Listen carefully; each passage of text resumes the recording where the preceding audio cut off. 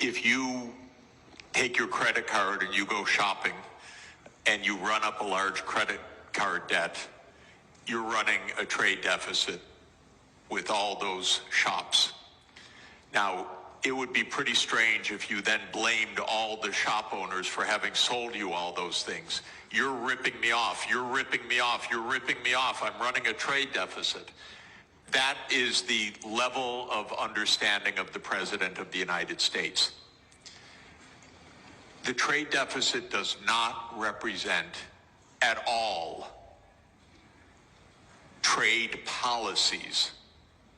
It represents spending relative to production or earnings.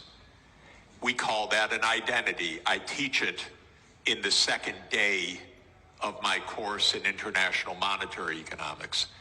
Trump never made it to the second day. So he says, you're running a trade deficit. Look, they're all cheating me. But all that's happening is the United States is outspending its national income. And you can look at the national income chart. You can add up consumption and investment and government spending, and you could subtract off gross national product, and lo and behold, what will that equal? Not approximately, exactly.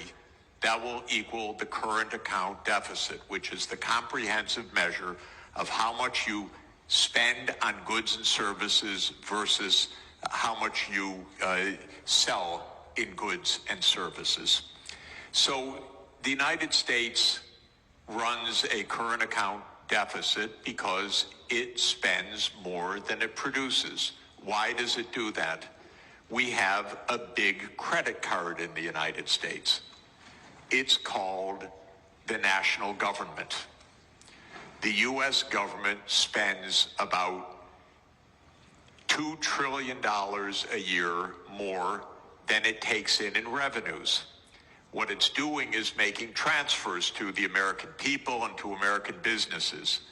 It doesn't tax Americans for those transfers because, here's another little fact, because the congressmen that vote on the budget got into office by being paid for their campaigns by rich people who don't like taxes.